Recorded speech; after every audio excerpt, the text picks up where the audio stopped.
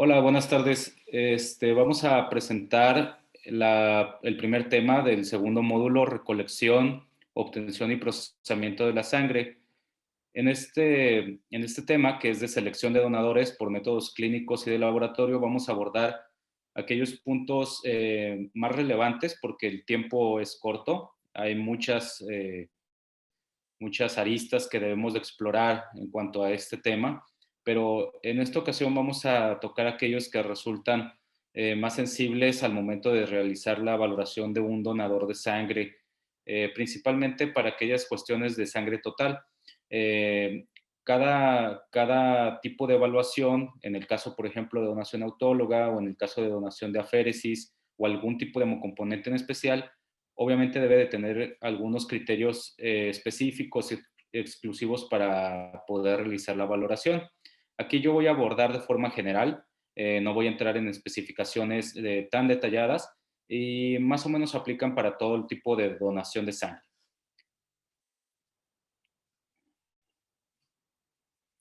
Bien, bueno, la valoración de un donador de sangre se remonta no hace mucho tiempo.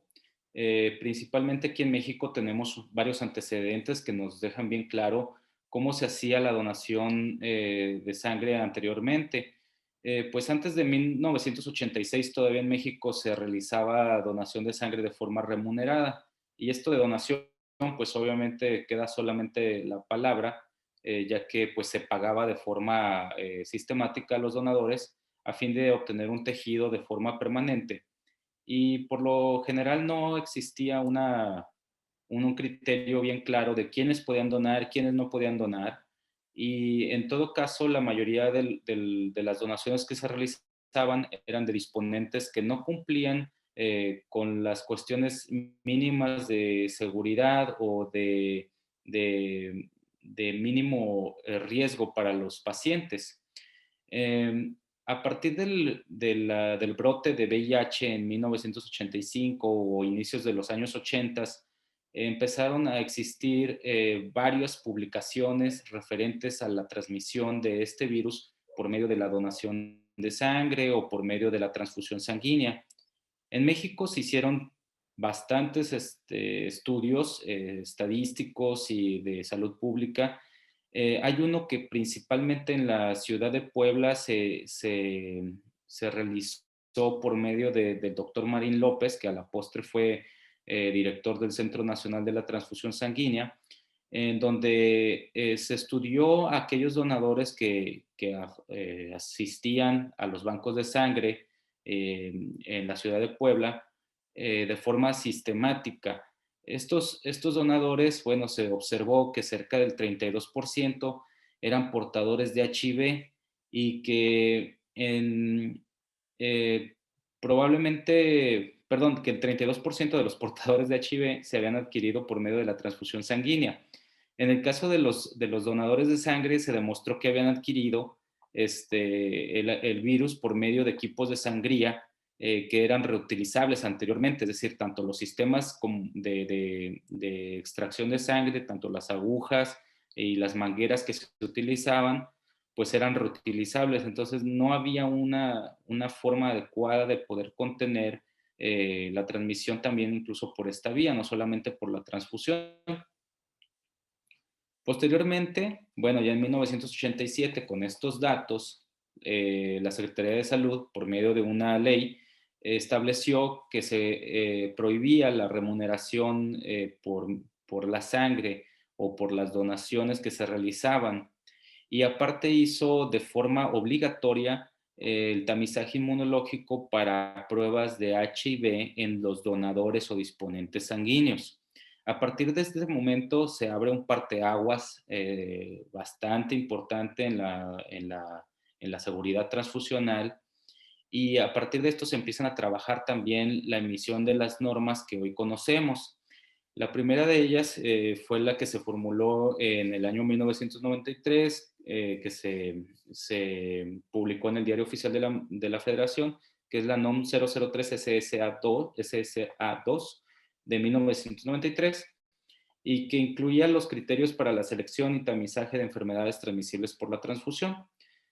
Esto impactó de forma muy positiva, tanto así de que hoy en día, o bueno, a fechas más recientes, tenemos una seguridad transfusional casi libre de transfusiones con VIH, es decir, es una probabilidad demasiado baja la que existe de poder adquirir el virus del VIH por vía transfusional. En el 2008 se demostró una prevalencia en donadores en México de 17.1 por cada 100,000 donadores respecto al virus de la inmunodeficiencia humana. Esto en un hospital privado que es el Hospital ABC, donde se hizo este estudio. Y esto quiere decir que de estos donadores, obviamente ninguna unidad se transfundió, pero estamos hablando que con la promulgación de estas leyes y esta normatividad disminuyó de forma dramática la cantidad de personas que podrían haber transmitido el virus de la inmunodeficiencia humana hacia un paciente a través de una donación sanguínea. Actualmente, bueno, en México se registran 1.7 millones de donaciones. Estos son datos del Centro Nacional de la Transfusión y cerca del 12% se realizan en instituciones privadas, por lo que observamos que la gran mayoría de las donaciones se realizan pues en instituciones públicas. Y solamente el 3% de las donaciones a nivel nacional son de carácter altruista. Tenemos mucho que trabajar, hacer mucha conciencia en los donadores de sangre para que se conviertan en donadores altruistas, ya no sean de reposición, ¿verdad? Bien, bueno, entonces, ¿cuáles son los objetivos de realizar una selección adecuada o apropiada de donadores? Pues existen tres principales objetivos. Uno es proteger y dar seguridad a los donadores, es decir, evitar que vayan a presentar algún efecto negativo a causa de la donación de sangre, ya sea una lesión por la punción o por alguna otra situación que pueda suceder en la donación de sangre, algún efecto sistémico como son las reacciones vasovagales o una pérdida exagerada de elementos o componentes sanguíneos que pudiera poner en peligro su salud. El otro objetivo es asegurar la calidad de los hemocomponentes o de los componentes que vamos a obtener. Esto quiere decir que vamos a poner especial énfasis en el volumen, la celularidad que vamos a obtener, que sea adecuada para que sea efectiva y benéfica para el paciente, que sea de preferencia inocuo y obviamente que tenga un beneficio terapéutico para el receptor. Y por último, es proteger a los receptores, tanto de efectos inmunológicos, ¿sí? Interacción de medicamentos que haya tomado el disponente antes de la donación de sangre, o incluso protegerlo de agentes infecciosos que el mismo disponente pudiera transmitir a través de su sangre al receptor. Bien, para poder realizar una selección de donadores apropiada debemos de conocer tanto las guías que existen disponibles alrededor del mundo, la normatividad vigente en nuestro país, lineamientos, reglamentos y leyes que existen también, y basarnos también en manuales que nos puedan ayudar a garantizar la homogeneidad de los procesos de selección. Bien, para poder evaluar a un donador de sangre o a un disponente sanguíneo, es necesario tener en claro que existen varios elementos que nos pueden ayudar. Empezamos por la identificación del donador, su inspección clínica. Esto quiere decir que es la parte sustancial, digamos, que realiza el médico, junto con el interrogatorio, una evaluación de estudios de laboratorio y por último, la autoexclusión que el mismo disponente nos pueda dar en dado caso de que él se crea que pueda representar un riesgo para el receptor.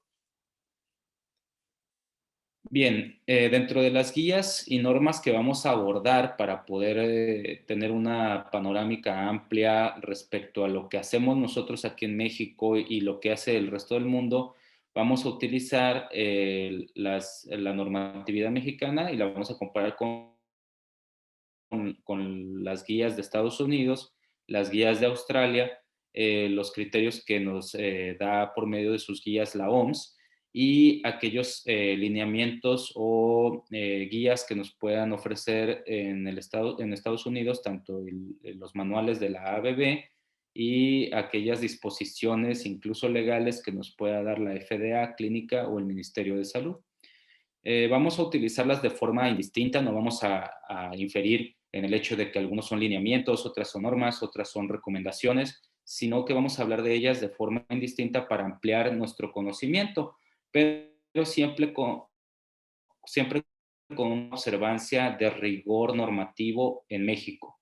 Con esto no quiero decir, obviamente, que por el hecho de que sabemos tal vez que en Australia se pueda permitir un tipo de donación de sangre antes del año por haberse hecho un tatuaje, no quiere decir que eso vamos a aplicar aquí en México, que estemos recomendando eso, sino nada más para poder dar una visión más amplia y saber a dónde vamos muy probablemente dentro de unos cuantos años aquí en México.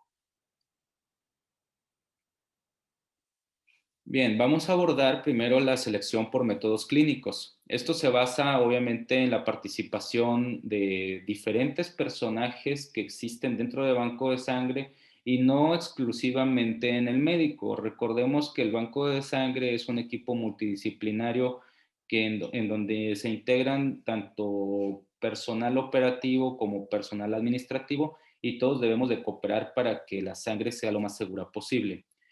La selección por métodos clínicos, bueno, incluye tanto el área de trabajo social, el personal administrativo, personal técnico y los médicos que participan. Esta selección incluye el interrogatorio, la exploración, somatometría y signos vitales, pero también podría integrarse aquí la identificación del paciente, que es una parte esencial y es el inicio de toda la actividad de donación de sangre.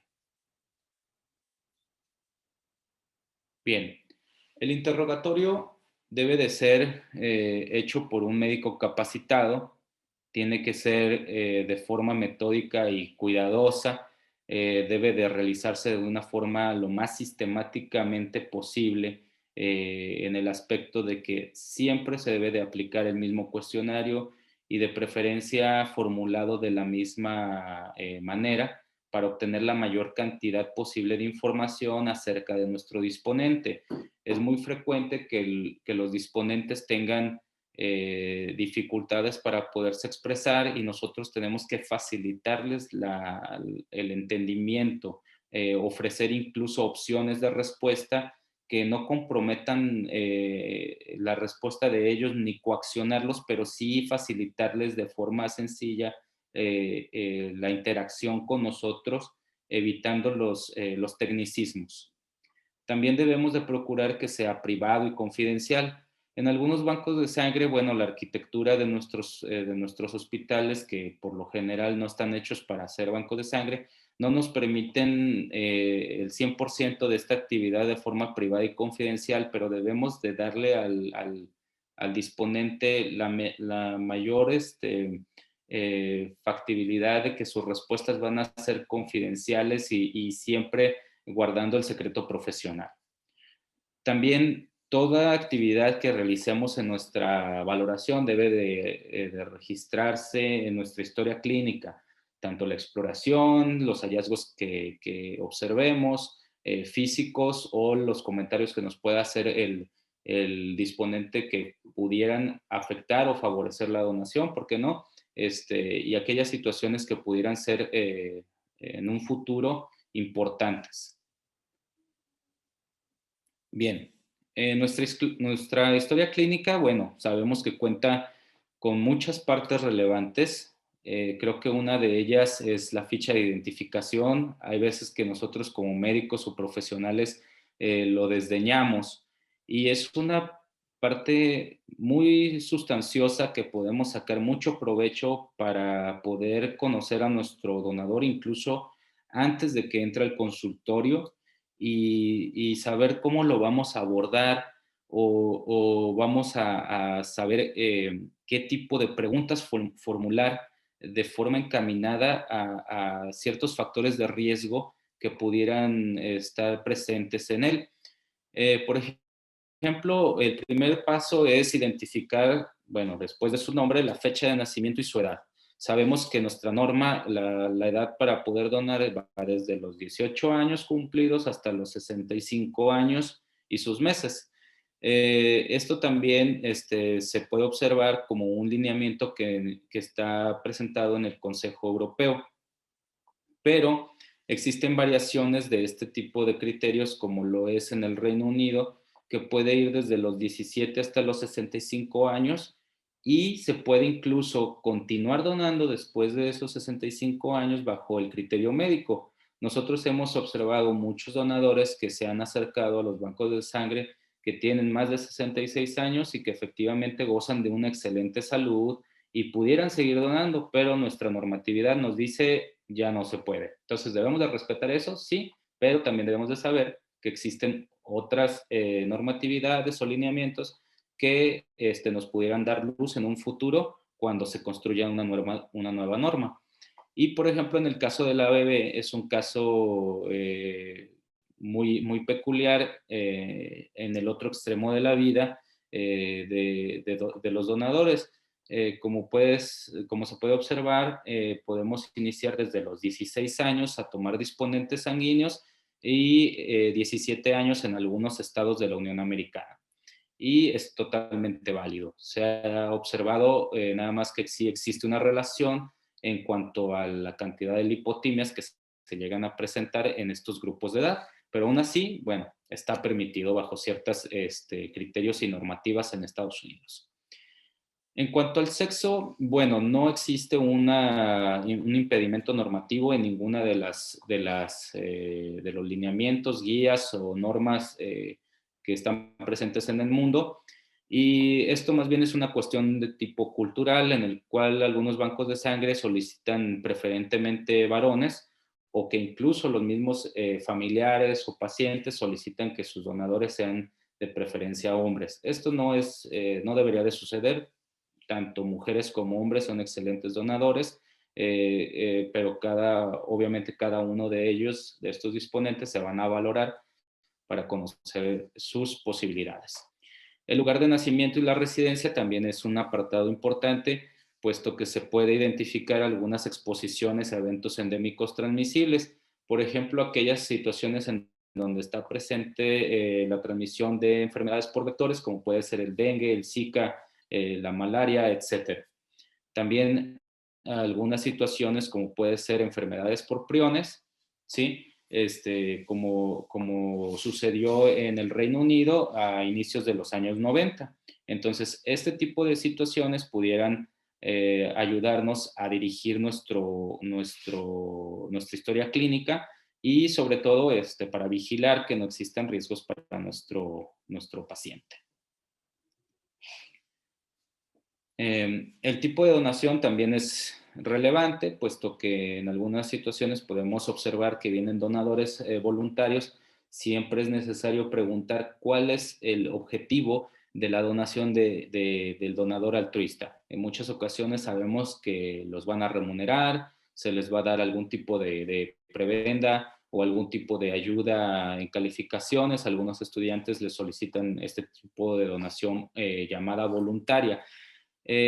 Lo más recomendable es no tratar de obstaculizar, vaya, pero sí investigar precisamente de qué se trata para no entrar en factores de riesgo. Hay situaciones incluso en que los donadores altruistas se presentan como tal para obtener estudios gratuitos por algún factor de riesgo que acaban de tener, alguna situación donde se realizaron algún piercing en algún lugar de poca higiene o que incluso tuvieron alguna relación sexual de riesgo y quieren estudios gratuitos para saber su estatus serológico. Entonces, siempre es necesario investigar, involucrarse de qué se trata para poder dar pauta a una donación segura o mejor buscar otro tipo de donador.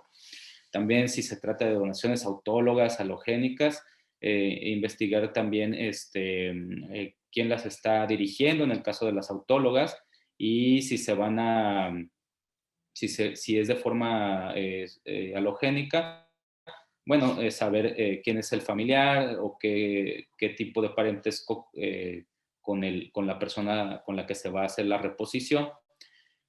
El parentesco también es relevante respecto a si el paciente al que se va a donar es un familiar de primera línea. En el caso del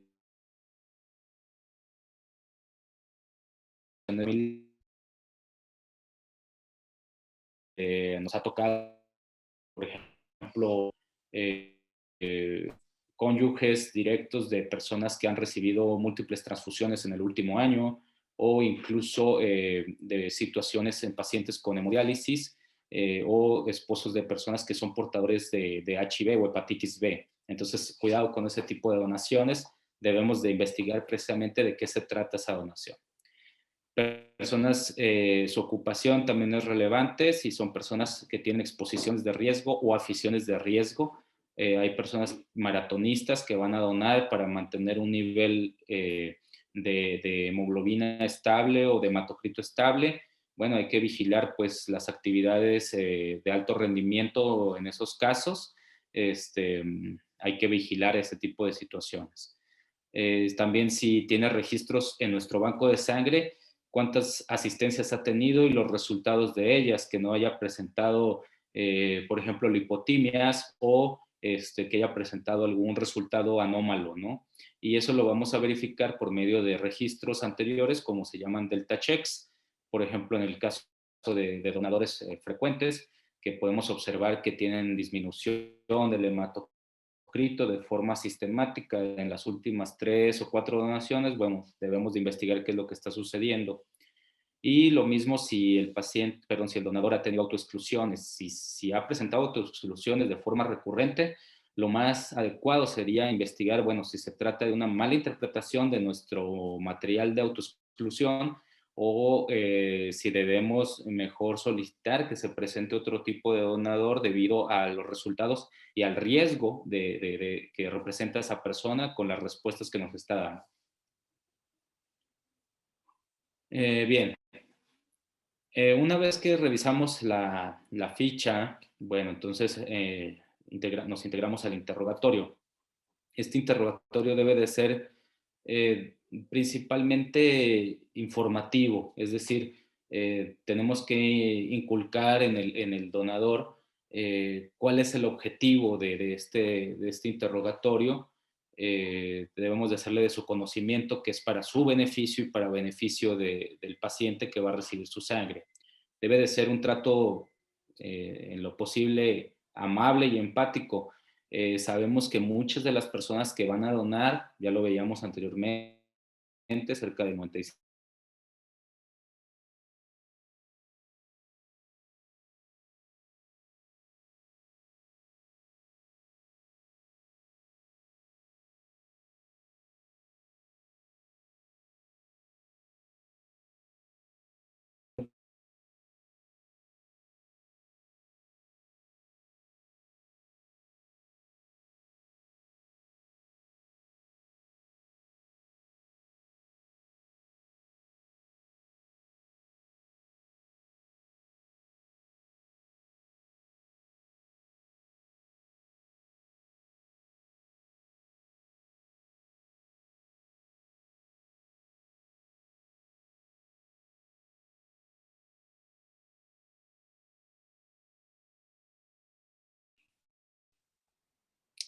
Liliana, ¿me escucha?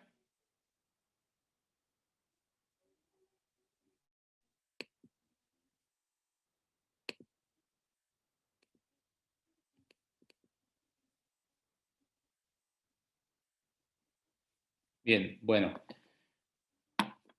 voy a continuar.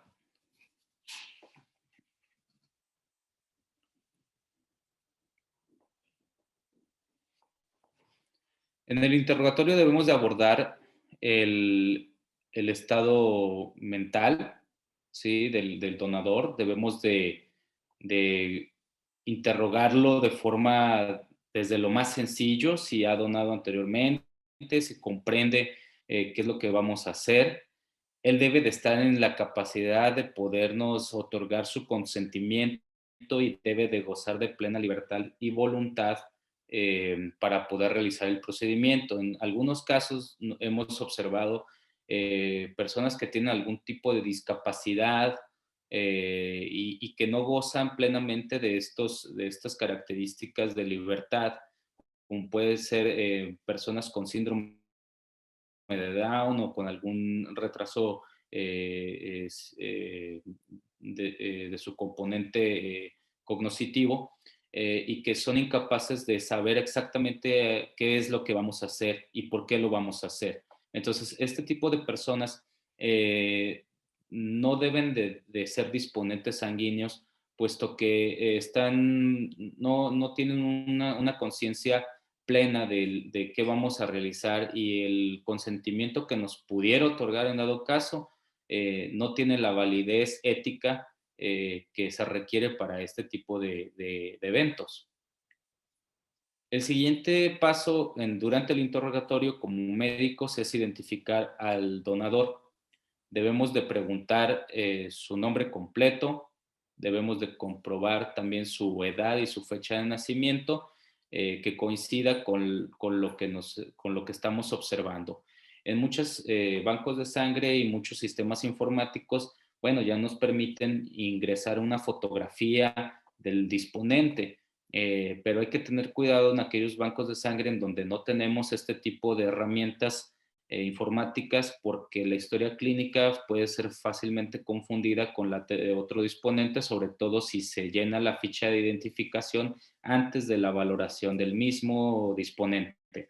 Entonces, aquí en este caso sí debemos hacer mucho énfasis en que la persona que está frente de nosotros sea exactamente la misma que dice la historia clínica y la misma que está presentándose con su identificación al momento de su registro. También debemos de abordar las donaciones y experiencias previas que hayan tenido los donadores, que hayan presentado alguna lipotimia, cómo fue su donación, si fue agradable, si fue traumática, si fue problemática, si terminó la donación, etcétera. Y también hace cuánto y en dónde fue su última donación. Esto también nos puede ayudar a identificar situaciones de intervalo de tiempo que debe de permitirse entre cada una de las donaciones y el tipo de componente que se haya obtenido en la última ocasión. Otro apartado relevante es el consumo de drogas lícitas. En el caso de la Organización Panamericana de la Salud, la Organización Mundial de la Salud, el Reino Unido, tanto las guías australianas también y la norma oficial mexicana, bueno, nos dicen que no existe o que no hay ningún tipo de problema si la persona usa drogas como el alcohol o la marihuana, pero siempre y cuando la intoxicación no sea aguda.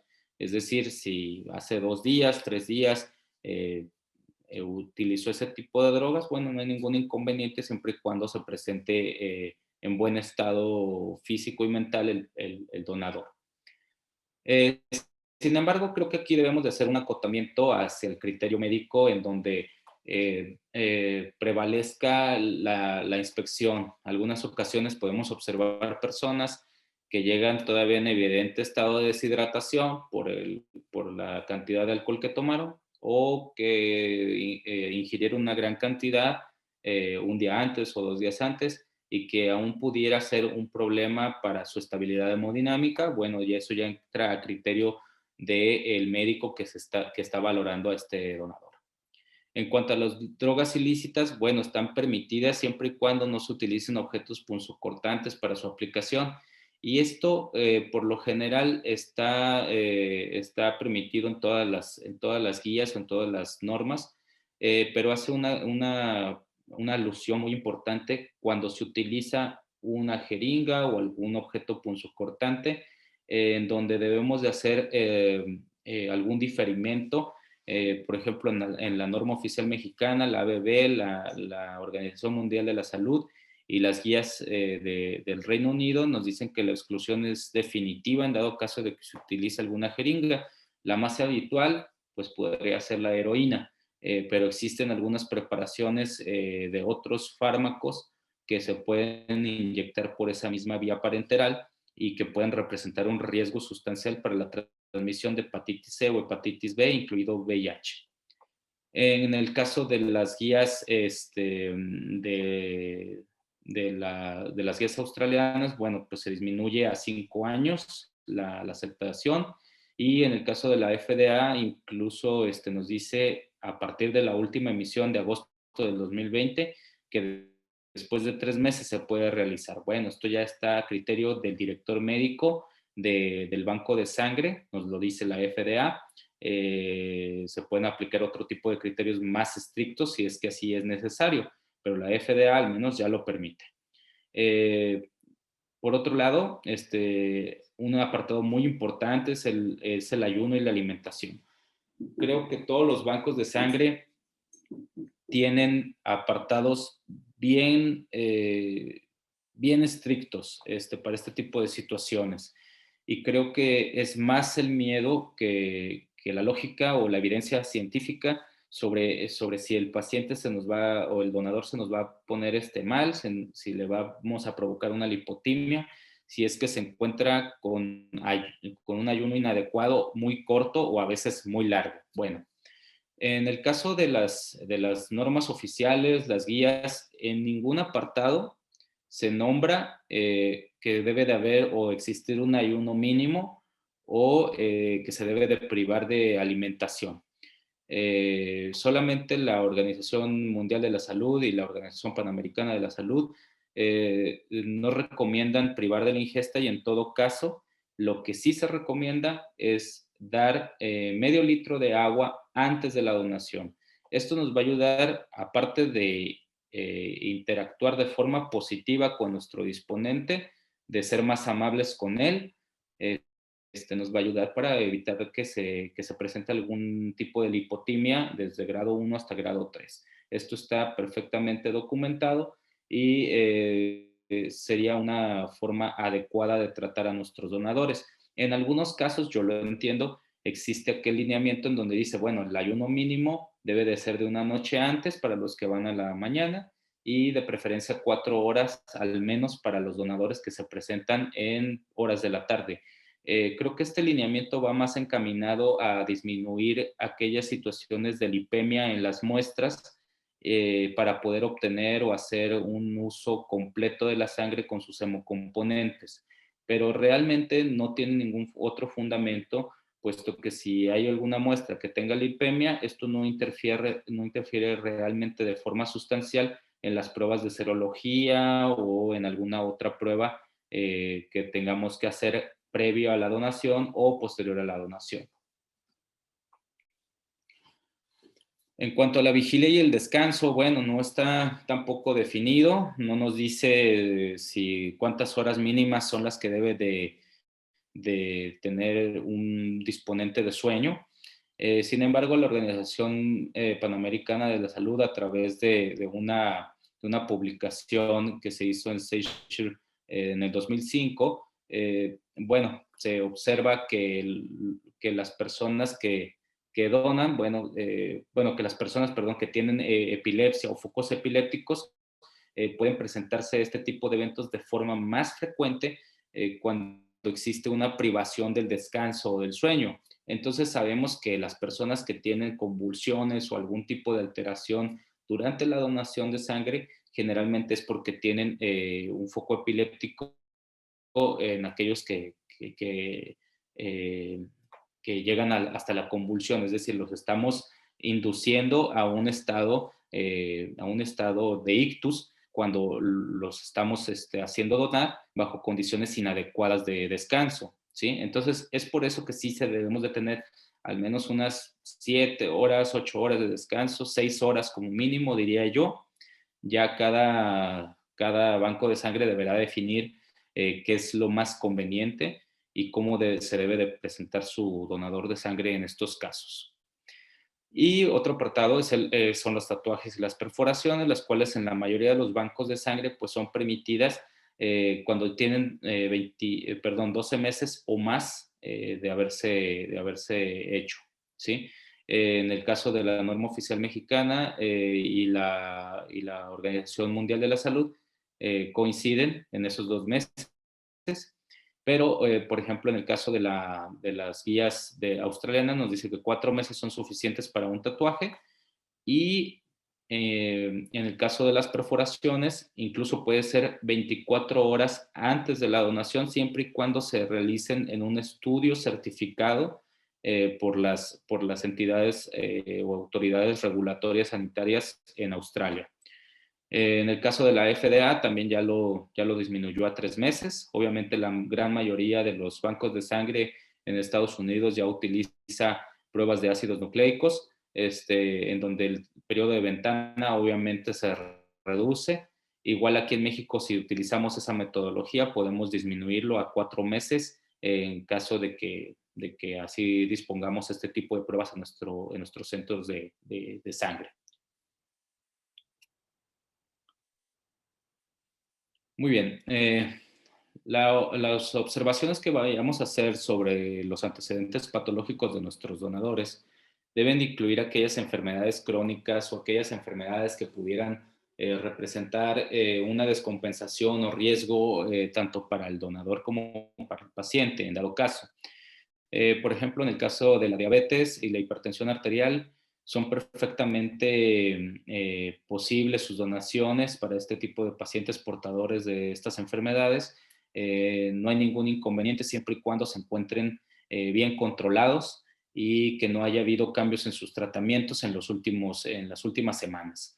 Entonces, una vez ya regularizados nuestros donadores que tengan diabetes o hipertensión, podemos fácilmente pasarlos a donar sin ningún problema, siempre y cuando, por ejemplo, haya un criterio bien establecido. Por ejemplo, en el caso de los pacientes diabéticos insulino dependientes, bueno, ellos no podrían acceder a una donación, pero en el caso de los donadores no insulino dependientes, podríamos perfectamente pasarlos. En el caso del cáncer, es un apartado que hay mucho por estudiar. El cáncer pueden donar siempre y cuando haya sido localizado, nos lo dice la norma oficial mexicana. No establece exactamente a qué se le llama cáncer localizado. Podríamos interpretar que se trata de un cáncer in situ, que el cáncer in situ realmente pues, es un diagnóstico microscópico. Entonces, deberíamos de saber, por ejemplo, pedir el antecedente de los estudios anatómicos, ¿verdad? O anatomopatológicos de estos pacientes. Sin embargo, es difícil poderlo solicitar, pero bueno, es el tipo de criterio que establece nuestra normativa. Hay otro tipo de guías a nivel mundial que se puede permitir en personas con cáncer siempre que hayan sido curados y no hayan tenido evidencia de cáncer después de cierto tiempo. En el caso de las enfermedades autoinmunitarias, por lo general, no existe ninguna disposición de forma regular u homogénea en muchos de los casos digo, comparando normas y guías, por lo que debemos de abordarlo de forma muy minuciosa cuando veamos a nuestros disponentes, porque, por ejemplo, existe un criterio que honestamente está muy, muy poco claro en cierto tipo de enfermedades autoinmunitarias, como por ejemplo el vitiligo, en donde no está específicamente caracterizado cuál es el sustento científico por el cual una persona no pudiera donar sangre. Una persona con vitiligo lo podría hacer sin ningún inconveniente, siempre y cuando no tenga ningún otro tipo de enfermedad autoinmunitaria asociada que fuera contra algún órgano blanco. No sé, tal vez que tuviera alguna alteración, por ejemplo, a las glándulas suprarrenales o que tuviera lesiones renales o de la membrana basal renal, y que pudiera estar asociado a vitiligo. Bueno, pues ahí ya tendría que estudiarse exactamente de qué es lo que está pasando con ese disponente. Otros casos, por ejemplo, podría ser aquellos pacientes que presentan alteraciones autoinmunitarias desmielinizantes, etcétera. Obviamente, no se puede hablar de forma generalizada que todas las enfermedades autoinmunitarias pudieran donar o no donar. Otro caso claro, por ejemplo, podría ser el hipotiroidismo, ya en etapas de resolución. Por ejemplo, una enfermedad de Graves, bueno, pues se puede una vez que ya haya sido resuelta y mientras el paciente se encuentre bajo un tratamiento y se encuentre estable, podría continuar donando sin ningún tipo de problema. Otro caso es la epilepsia, en el cual, bueno, pues mientras tenga tratamiento y no haya sido resuelto, no puede donar. Es necesario hacer un seguimiento de ese disponente y en dado caso de que ya se haya resuelto, después de un cierto tiempo ya podría donar sin ningún inconveniente. Por otro lado, las enfermedades crónicas que son infecciosas o infecciones que tienden a la cronicidad, bueno, tenemos realmente una gran batería de este tipo de enfermedades, las cuales debemos de tener en la mira, aunque no sean en muchos casos habituales o que sean como algo frecuente en nuestro interrogatorio, pero debemos de saber que existen y que pueden ser transmisibles por vía sanguínea, como puede ser la malaria, como puede ser la leishmaniasis, como puede ser el HTLV o virus linfotrófico humano, el Epstein-Barr o el citomegalovirus. Este tipo de virus y de parásitos incluso que no son habitualmente tamizados en los bancos de sangre, pudieran llegar al paciente si es que no hacemos una adecuada inspección, interrogatorio, ya que, bueno, pues no se hacen este tipo de pruebas de tamizaje para estos agentes por medios automatizados o por medios de laboratorio. Entonces, aunque por lo general no son enfermedades muy comunes en ciertas áreas del país, bueno, pues ahí es donde entra el criterio de preguntar adecuadamente a nuestros disponentes sus estancias, sus viajes, sus permanencias en ciertos lugares endémicos para estas enfermedades.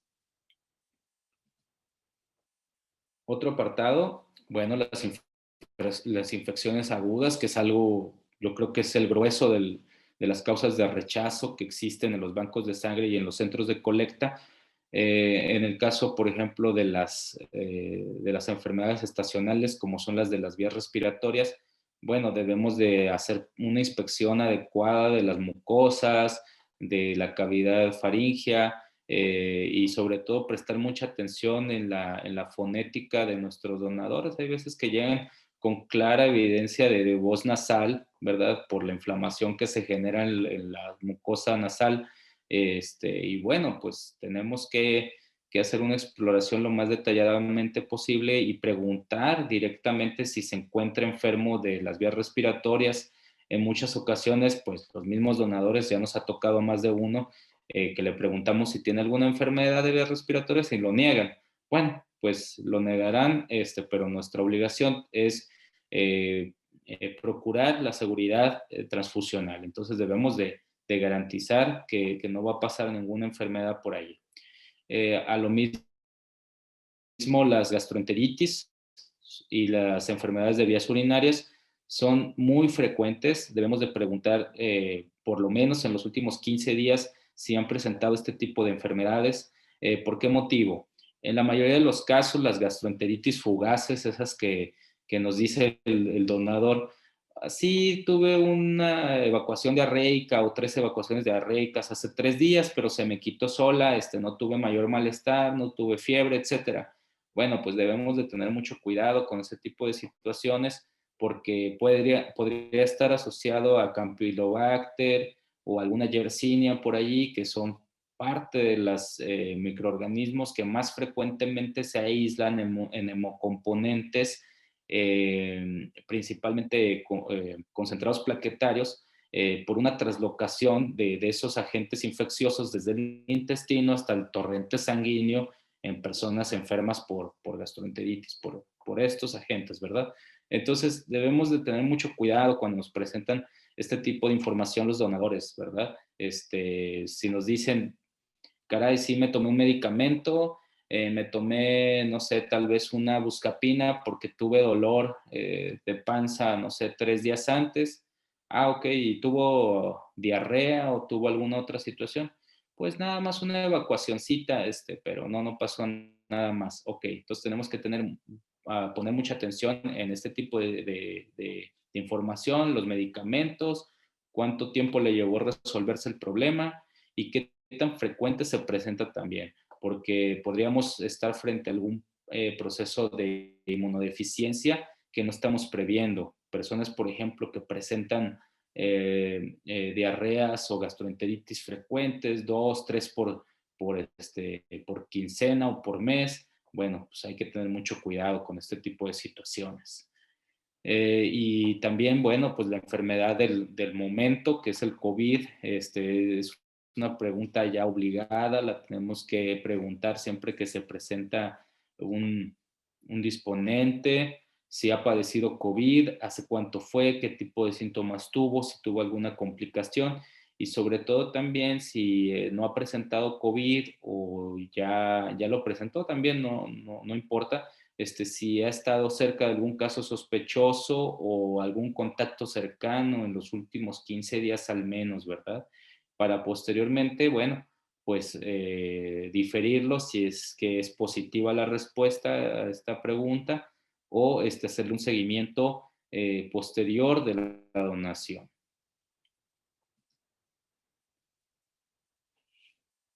Otro apartado son los antecedentes quirúrgicos. Los antecedentes quirúrgicos, bueno, van desde los tratamientos dentales, ¿sí? Hasta eventos de cirugía mayor. Yo quise abordar este apartado aquí precisamente porque es una de las causas de rechazo más frecuentes en México, lo que son los antecedentes odontológicos, y que sí realmente sí representan un riesgo para algunos pacientes haberse realizado algún tipo de tratamiento dental, al menos dentro de los días anteriores a la donación. Por ejemplo, en el caso de la cirugía dental, bueno, pues sabemos que se considera una cirugía mayor, bueno, se le debe dar la importancia y la relevancia como tal, aquellos abscesos dentales también que están presentes y las gingivitis que por muy sencillas que nos parezcan pudieran representar un riesgo. ¿Y esto por qué? Porque, bueno, sabemos que existe una bacteriemia secundaria, ¿verdad? A la movilización, a la extracción, a las limpiezas, etcétera, de la microbiota oral hacia el torrente sanguíneo. Y esto generalmente se puede presentar en más bueno, que va desde el 3 hasta el 96% esta bacteriemia después de los primeros 60 minutos de haber realizado el procedimiento dental. Pero también se pueden encontrar bacteriemias que no necesariamente están asociadas a la visita con el dentista, sino que también pudieran estar presentes de forma esporádica, de forma transitoria y aleatoria, cuando encontramos procesos de periodontitis, gingivitis, abscesos dentales o caries, ¿verdad? Que pueden ir desde el 5 hasta el 75%. Entonces, cuando observemos algún donador con estas características, bueno, lo mejor y lo más seguro para todos sería diferirlos hasta que se resuelva su problema y sea tratado por un profesional. En un estudio que realizó precisamente la doctora Rita Gutiérrez y el doctor Lucio del Ángel, en México, las caries representan cerca del 7.31% de los rechazos. Este es un estudio que se realizó en el Centro Nacional de la Raza, en el IMSS, en el año 2015. Que debemos de tomar muy en cuenta para poder incidir de forma positiva en la seguridad de nuestro paciente. Los antecedentes quirúrgicos, al menos de cirugía mayor, bueno, representan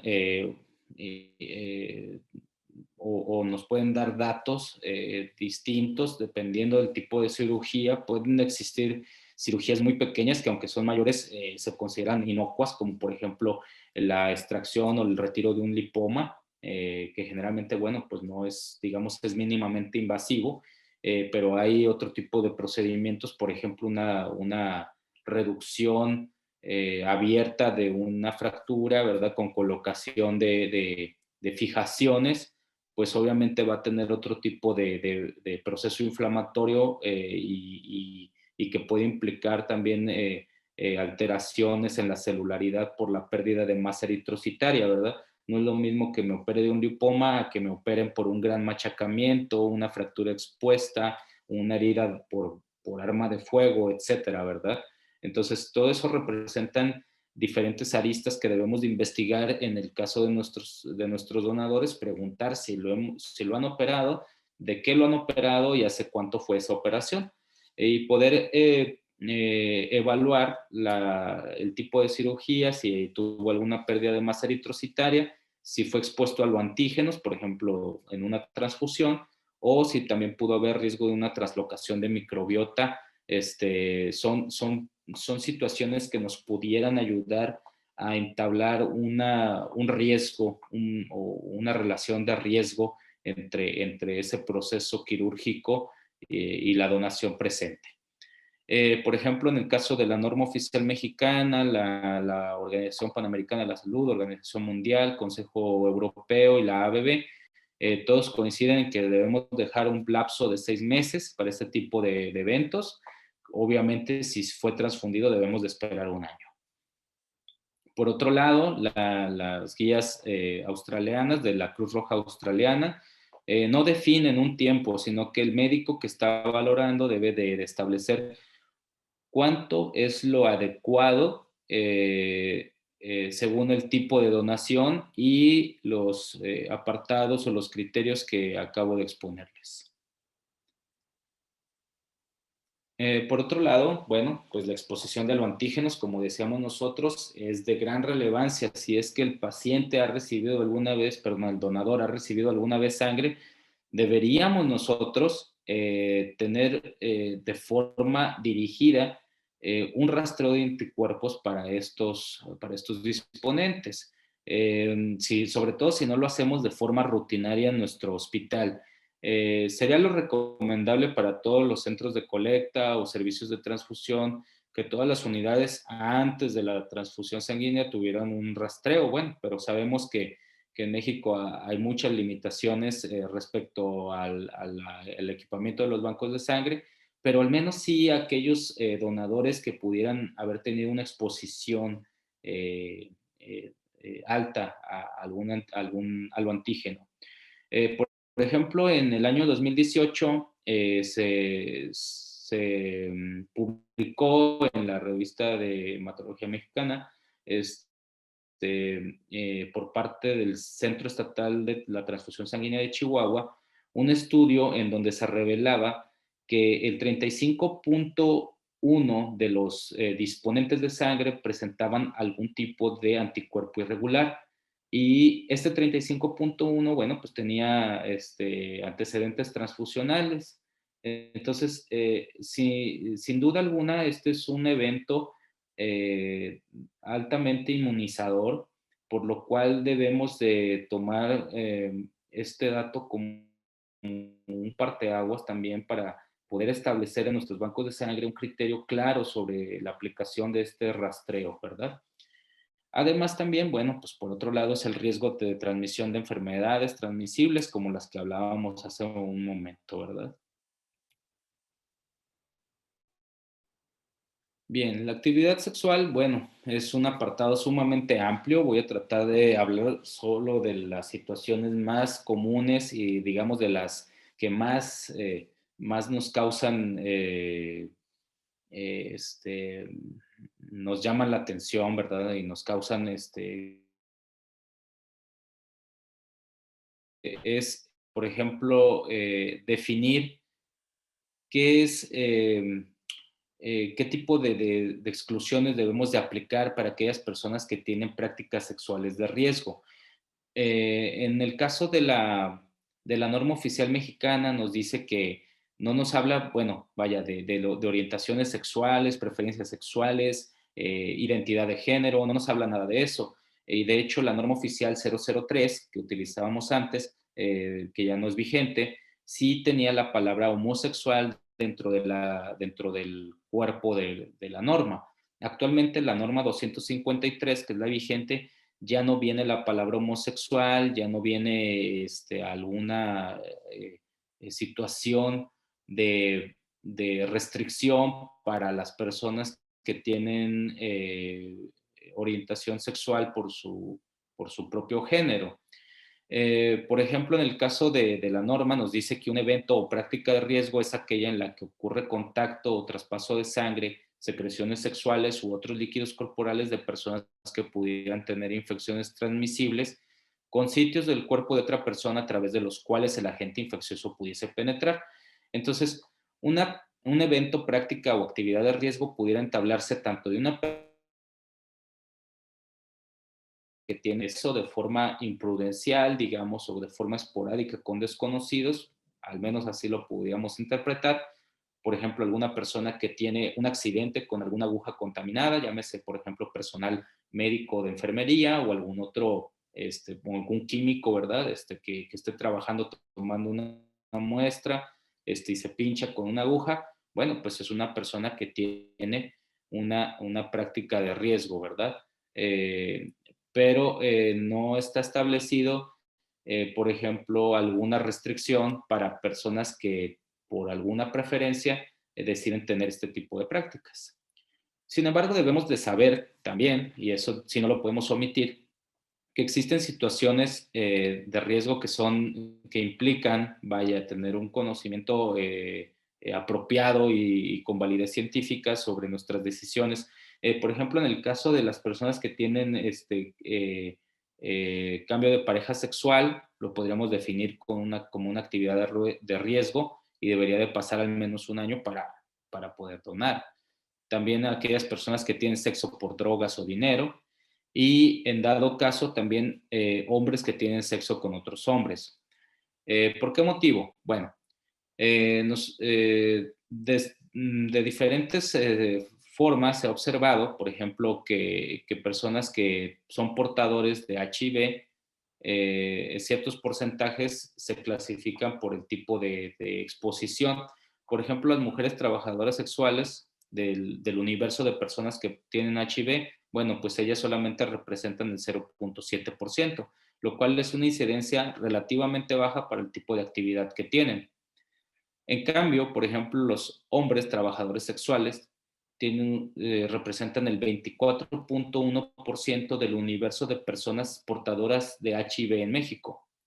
En cambio, por ejemplo, las personas que se inyectan drogas representan un universo de 5.8%.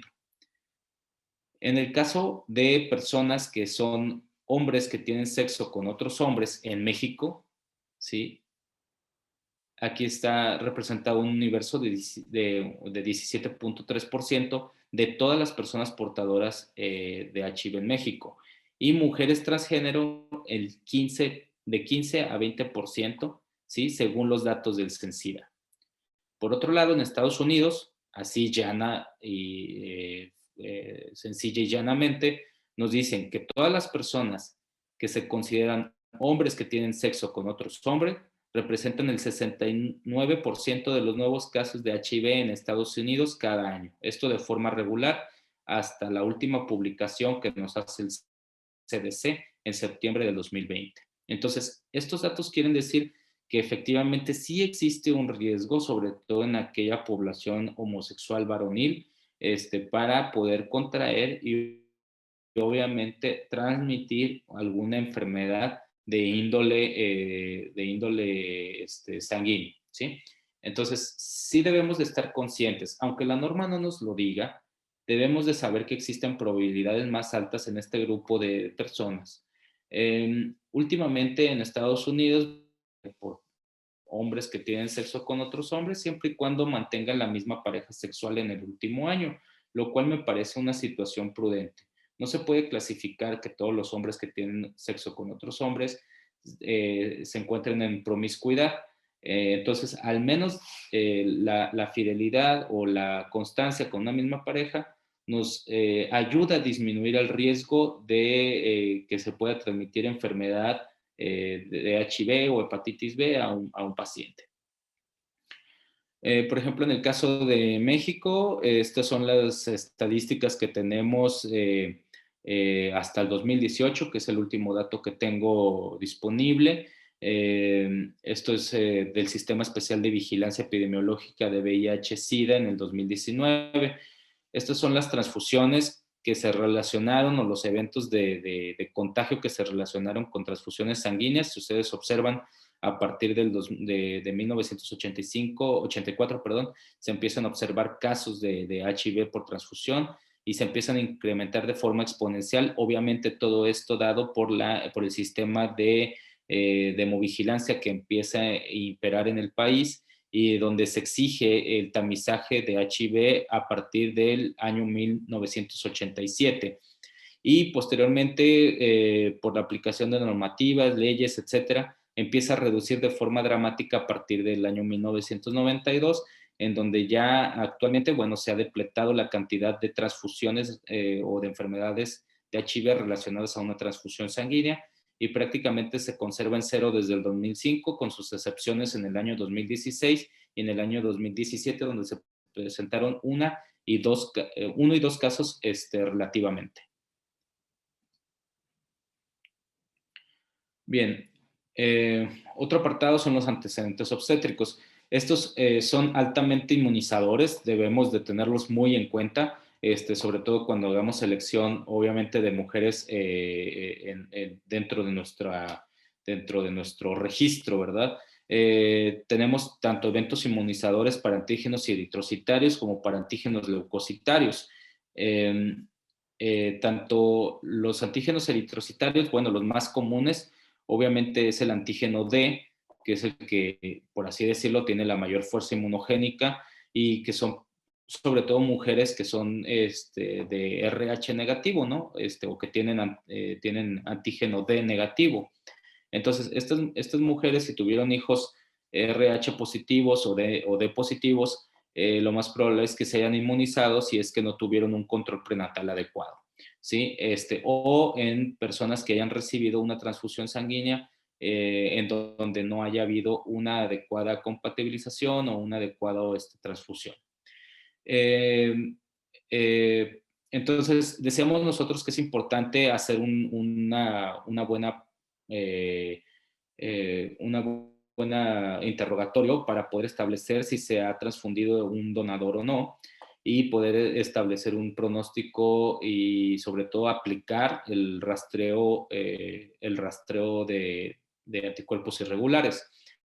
Este estudio está basado en Europa del Este, ¿sí? En donde se hicieron varias pruebas en 18.800 embarazadas, donde se hizo un RAI a todas ellas para saber si es que habían desarrollado algún tipo de anticuerpo, ¿sí? Este tipo de forma más habitual, bueno, se presentaron 2.04% de los RAIs como positivos, es decir, 384, donde la mayoría de las mujeres desarrollaron un anticuerpo D, ¿sí? Decíamos nosotros que es el más habitual en mujeres embarazadas, un anticuerpo anti-D, y generalmente se observó después del segundo embarazo, ¿sí? En un 40.3%. Pero también se presentaron algunas otras aloinmunizaciones, como pudieron ser el antígeno E, que también es de los más frecuentes, y el antígeno KEL.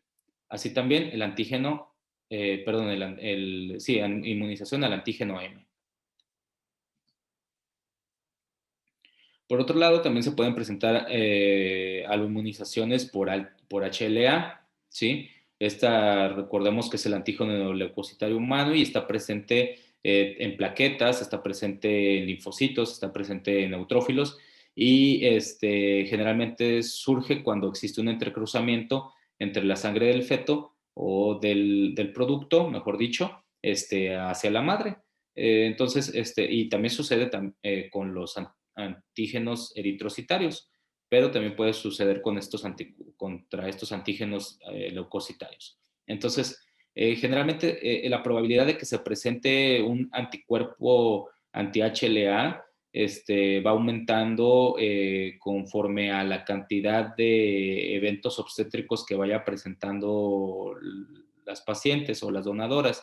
En el caso, por ejemplo, de estos estudios, aquí tenemos estudios desde 1999 con Densmore y que últimamente Siegel publicó en 2013. Bueno, estos diferentes estudios presentan desde personas que no han tenido embarazos, que presentaban anticuerpos anti-HLA desde el 7.8%, y en el caso de Siegel nos dice que presentaban 28.5% y que puede concordar con lo que decía Poretti en el 2012, por ejemplo. Y que invariablemente si llegan a aumentar, por ejemplo, y eso coincide prácticamente en todos los estudios, por encima o una mediana, digamos, de 30%, y que puede subir hasta el 83%, como nos lo muestra Siegel en el 2013, ¿verdad? Entonces, una paridad, digamos, mayor a 3 nos da una alta probabilidad de que las componentes vayan con estos anticuerpos anti-HLA, que a la postre podrían ir en el plasma o incluso como remanente del concentrado eritrocitario. ¿Y qué le va a pasar a nuestro paciente? Si es que transfundimos esas unidades, bueno, puede llegar a presentar enfermedad o lesión pulmonar aguda relacionada a la transfusión, o llamado TRALI también, por sus siglas en inglés, en algunos de nuestros pacientes que sean incompatibles a estos anticuerpos, o mejor dicho, que sean inmunogénicamente compatibles con estos anticuerpos anti-HLA que tenga el donador. Entonces, cuando nosotros tengamos este tipo de eventos de TRALI, deberíamos de hacer la investigación y sobre todo relacionar quién fue el donador en ese caso. Y debemos de excluirlo de forma permanente porque puede llegar a presentarse de nueva cuenta si es que vuelve a donar. ¿Sí? Y lo mismo para las personas que tienen desarrollados anticuerpos contra alguno de los antígenos eritrocitarios y que ya han sido observados, ¿sí? Entonces, si le hacemos el RAI y nos sale algún anticuerpo irregular, lo mejor sería descartarlo de forma definitiva. Como vemos aquí, bueno, efectivamente existen eventos de incompatibilidades y asociados a fatalidades o muertes secundarias a presencia de anticuerpos irregulares, antígenos eritrocitarios y también por anticuerpos anti-HLA que han provocado decesos en Estados Unidos. Por ejemplo, aquí tenemos una tabla que nos dice qué porcentaje de casos o de fallecimientos llegaron a presentarse en Estados Unidos hasta el 2018, que están relacionados, por ejemplo, con TRALI, ¿sí? Esto obviamente por anticuerpos anti-HLA, en donde cuatro personas fallecieron en 2018 por esta causa. Por ejemplo, en el caso de anticuerpos irregulares, también fueron cuatro casos. Y esto representan el 13% de todas las muertes asociadas a una transfusión sanguínea. Estos antígenos, los anticuerpos irregulares asociados a estas reacciones hemolíticas, ¿sí? Por ejemplo, en el caso del año 2018, bueno, se encontraron 7, de los cuales 2 eran relacionados al AB0 y los otros a antígenos eritrocitarios no relacionados al AB0. Bien, la inspección, debemos de realizar nosotros una inspección adecuada de nuestro disponente que empieza desde la identificación, cómo viene deambulando y el semblante y la apariencia que presenta. Debemos de ser muy cautelosos con esta situación y no dejarnos tampoco llevar por el primer resquicio que veamos para darle una negativa al donador. Debemos de ser, decíamos nosotros, empáticos y debemos de ser amables con ellos para poder seguir nosotros con nuestra donación y ayudarles a conseguir el objetivo de donar sangre. Bien, dentro de la inspección, aparte de estos puntos que ya habíamos comentado, está también la inspección de la anatomía venosa, que posteriormente lo vamos a ver ya para la extracción de sangre. Debemos de conocer si en nuestro antebrazo tenemos una buena calidad de venas que soporta el calibre de las agujas que vamos a utilizar y si tiene marcas de venopunciones. Por otro lado, también si están presentes algún tipo de alteraciones en la piel, como pueden ser heridas o lesiones que sean recientes, que sean cicatrices, erupciones o equimosis que nos puedan dar información más detallada de la salud de nuestro disponente. Por otro lado, si han realizado algún tipo de procedimiento que tenga que ver con tatuajes, perforaciones, algún procedimiento médico o incluso algún tratamiento alternativo como puede ser acupuntura o alguna colocación de algún implante subdérmico, etcétera. La exploración debe de incluir de preferencia todas las partes de nuestro cuerpo, de nuestro disponente, y debe de incluir también una palpación, ¿sí? Tanto de las venas, los ganglios y aquellos órganos que podamos palpar, como puede ser el vaso y el hígado, y una inspección adecuada de las mucosas y las cavidades en donde podamos identificar y ver adecuadamente tanto la coloración, la hidratación y signos de infección que pudieran ayudarnos a excluirlo de ser necesario. En el cuello no debemos de obviar la presencia de ganglios afectados por algún tipo de patología y en dado caso también la tiroides que pudiera presentar datos de tiroiditis o de quistes. También debemos observar el tórax, debemos de escuchar el ritmo cardíaco, los ruidos pulmonares. Hay personas que llegan, por ejemplo, con arritmias y obviamente no son evidentes, no es algo que podamos observar a simple vista. Tenemos que darnos el tiempo para escuchar el ritmo cardíaco, escuchar los ruidos pulmonares, que no haya sibilancias, que no haya datos de consolidaciones, que no haya datos de falta de murmullo vesicular, etcétera. También en el abdomen, pues observar que no haya hepatomegalia o esplenomegalia, que pudiera indicarnos alguna enfermedad crónica o alguna enfermedad que pudiera provocarnos problemas durante la donación o incluso después. Las extremidades deben de estar libres de lesiones, heridas, que sean íntegras y que no tengan alguna limitación de movimiento. Bien, la somatometría debe de incluir el peso, la talla, la frecuencia cardíaca, la temperatura y la tensión arterial. En el caso de la somatometría es importante para nosotros poder definir cuánta es la cantidad adecuada o segura de poder extraer sangre.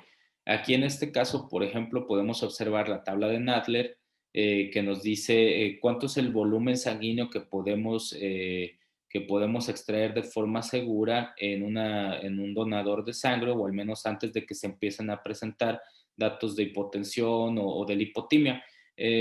Nadler, por medio de esta tabla, nos dice que, por ejemplo, si tenemos un masculino de 50 kilogramos con 150 centímetros de altura, podemos extraer fácilmente 518 mililitros de sangre antes de presentar alguna alteración. Pero, por ejemplo, en el caso de las mujeres, observamos que 50 kilogramos podrían representar solamente una extracción limitada de 456 mililitros de extracción adecuada antes de presentar algún tipo de reacción, de alguna reacción negativa durante la donación de sangre. Esto obviamente puede variar de persona a persona. Podemos observar gente que desde los 100 mililitros ya tiene algún tipo de reacción vagal. Hay personas que podrían tolerar un poco más de sangrado que aquí observamos. Bueno, estos son promedios que se hicieron en 1962 y que todavía siguen vigentes para la donación de sangre. En el caso de signos vitales, podemos observar, bueno, que la tensión arterial que se recomienda debe de ser menor de 180 milímetros de mercurio la sistólica y menor de 100 milímetros de mercurio la diastólica. Y en esto coincide tanto la NOM como la ABB, la FDA, las guías australianas de la Cruz Roja y las del Reino Unido. En el caso del peso, también se concuerda con esta misma normatividad y estas mismas guías. De preferencia no se debe de utilizar donadores menores a este peso debido a la falta de estándares que pudieran ayudarnos a justificar una donación o a pronosticar una lipotimia. En cuanto a la frecuencia cardíaca, bueno, existe mucha información distinta, digamos, que en donde hay controversias, digamos. Por ejemplo, en el caso de la norma oficial mexicana, la ABB y las guías australianas, bueno, nos dicen que lo adecuado será mantener a un donador o pasarlo a donar si es que tiene entre 50 y 100 latidos por minuto. No así algunas otras guías como la de Reino Unido nos permiten pasarlo independientemente, siempre y cuando se encuentre en buen estado físico y el médico bajo su criterio diga puede donar. La temperatura corporal, bueno, pues puede variar si se trata de una temperatura corporal axilar u oral.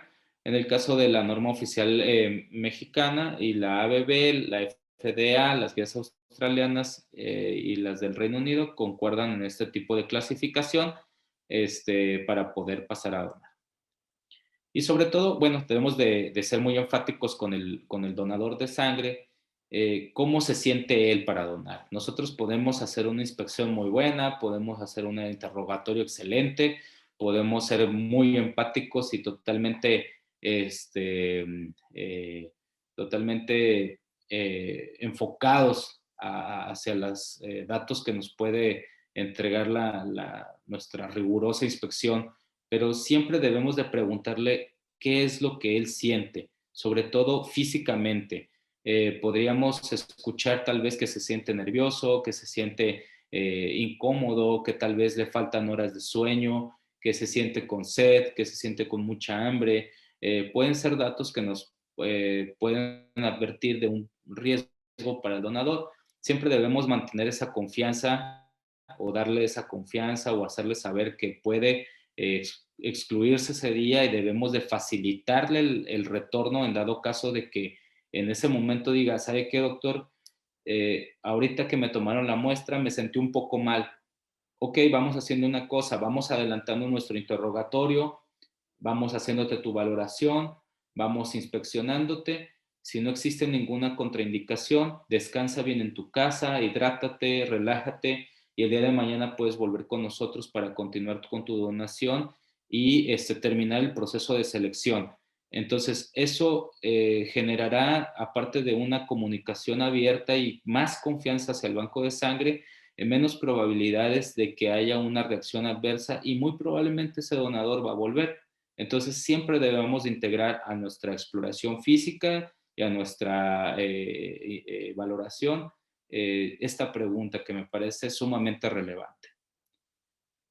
Bien, no podemos descartar, por último, aquellas situaciones de las que no quisiéramos estar involucrados, pero que pueden llegar a presentar. ¿Qué es? Bueno, pues las muertes por una donación de sangre. Hay personas que sí han muerto por esta situación. Eh, por ejemplo, en el caso del año 2015, se pudo registrar una muerte secundaria a una donación de sangre en Estados Unidos. Y, por ejemplo, en el caso de plasma son las que más se relacionan a fatalidades durante la donación o secundarias a la donación.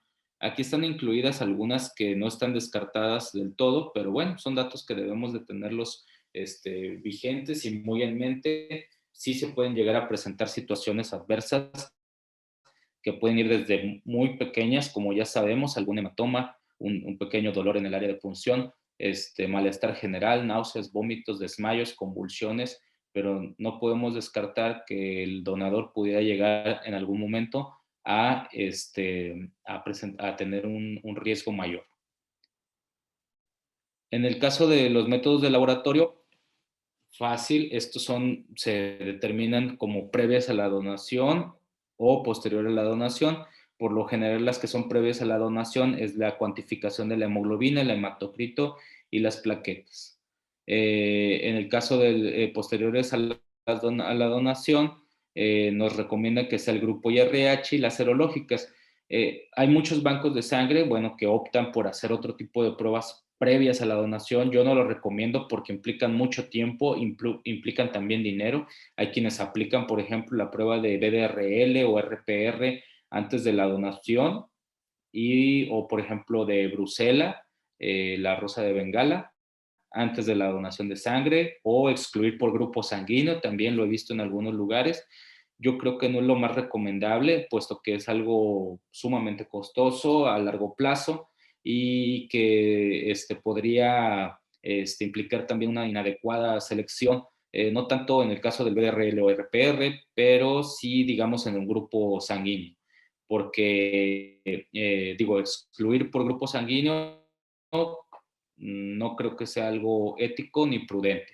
Creo que aquí deberíamos nosotros de tener una política y una estrategia distinta para en dado caso de que tengamos grupos sanguíneos, digamos, excesivos en el stock y tener los convenios adecuados para hacer intercambio con otras instituciones. La norma oficial mexicana nos pide que las mujeres tengan al menos 12.5 gramos por decilitro o 13.5 gramos por decilitro, dependiendo de la altitud en donde se encuentren como habitantes, ¿verdad? Por ejemplo, si son menos de 1500 metros sobre el nivel del mar, tendría que ser de 12.5 hacia arriba la cantidad de hemoglobina, y 13.5 en dado caso de que sea mayor a 1501 metros sobre el nivel del mar. Y para los hombres son 13.5 y 14.5 respectivamente a la altitud. En el caso de la norma o las guías de Reino Unido es exactamente el mismo criterio, pero solamente aplica para menos de 1500 metros sobre el nivel del mar, porque sabemos que pues es una geografía insular y no tiene ciudades con una altitud mayor a 1500. Entonces se aplica igual 12.5, 13.5. En el caso de las guías australianas, el criterio es un poco más bajo, 12.0 y 13.0 para los hombres. Igual es una geografía insular y que no tiene vaya, su orografía no es tan cambiante como en México. Y, por ejemplo, en la FDA, la ABB dice que puede ser 12.5 para mujeres y 3.0 para los hombres. Pero puede haber excepciones en las cuales, bajo criterio médico, puede modificarse estos parámetros y pasar a donar incluso con 12.0 a 12.4 o de 12.5 hasta 12.9. Las determinaciones de hemoglobinas pueden ser por distintos métodos, pueden ser por espectrofotometría, puede ser por algún equipo automatizado por medio de una citometría completa que nos dé cuantificación de glóbulos blancos, una diferencial de 5 elementos. Puede ser también por métodos gravimétricos como la solución del sulfato de cobre. O puede ser, por ejemplo, actualmente ya la tecnología no invasiva, que es por medio de un pequeño pinchazo en el dedo. Bueno, ya lo que su banco de sangre tenga establecido está correcto, cualquiera de estos es adecuado. Sin embargo, creo que la cuantificación completa de celularidad es lo ideal, puesto podemos encontrar parámetros que son de mucha utilidad. Por ejemplo, la cuantificación de un diferencial nos puede decir la cantidad de linfocitos que tiene el donador, y eso puede pronosticar la cantidad de linfocitos residuales en nuestros componentes. No así, por ejemplo, en la tecnología no invasiva, que nada más nos va a dar una cantidad de hemoglobina y, bueno, pues nos podemos guiar para realizar una donación de sangre, pero le disminuimos un poquito la seguridad transfusional. De las determinaciones podemos utilizar para el AB0 y RH tecnología ya sea manual o automatizada, cada una con sus ventajas, cada una con sus desventajas.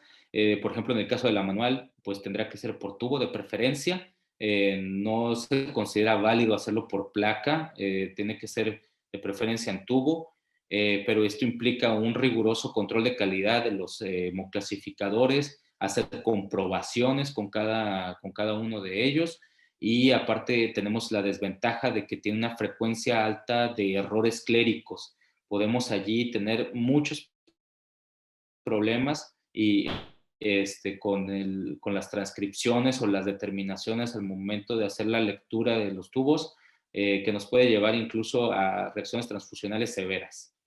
Por otro lado, la tecnología automatizada, bueno, pues hay de muchos tipos, está el de microcolumnas, está el de fase sólida, puede ser de perlas de gel, puede ser de perlas de cristal. El problema de esto es que tiene un alto costo, pero tiene la ventaja de que se puede interfazar a los resultados directamente del donador y nos disminuye el riesgo de errores cléricos y el riesgo de alguna reacción transfusional hemolítica intravascular. Por otro lado, los agentes infecciosos, la norma nos pide 5 básicos, que es el HIV, el sífilis, hepatitis B, hepatitis C y la enfermedad de Chagas. Y podemos aplicar otras que no son mandatorias, pero por ejemplo, para darles un ejemplo claro, aquí en Chihuahua se tiene que aplicar el de brucelosis porque es un estado donde se presentan muchos casos relativamente a la población que tiene y debe de efectuarse de forma rigurosa en todos los screenings.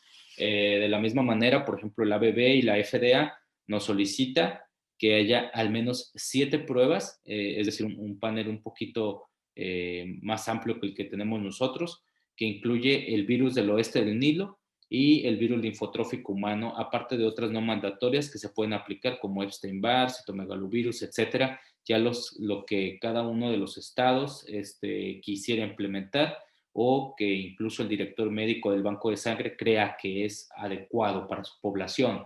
Y en el caso, por ejemplo, de los lineamientos del Reino Unido y de las guías australianas, bueno, a diferencia de las normas mexicanas, se incluye el virus linfotrófico humano y no se incluye el Chagas, puesto que no es digamos, una situación relevante allí, pero sí hace el screening de virus linfotrófico humano.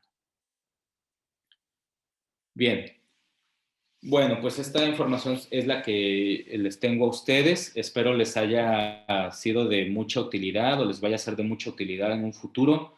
Quiero dejar muy en claro que esta información que yo les doy no es para que se lo tomen como una verdad absoluta, sino es para ampliar el panorama que ustedes ya tienen de los conocimientos que ya han adquirido o de los conocimientos incluso que van a adquirir en un futuro y los comparen. Recuerden que, el punto de vista propio se genera escuchando aquella información e integrándola a nuestros conocimientos para emitir un criterio que sea de uno mismo. Si nosotros obtenemos información y la repetimos, pues bueno, estamos repitiendo la información que nos dio alguien más. Pero si ustedes integran esta información, la comparan con la que ya conocen, con la que el día de mañana van a obtener y se emiten un criterio que hable por ustedes mismos, será lo más nutritivo que podamos observar en un futuro cuando alguna vez nos veamos y me digan, ¿sabe qué, doctor Cumplido? Pues yo observé esto, y me va a dar mucho gusto cuando tengamos alguna situación en donde podamos compartir puntos de vista y nutrirnos entre todos. Bueno, les agradezco mucho la atención, espero lo hayan disfrutado y pues nos estaremos viendo próximamente. Muchas gracias.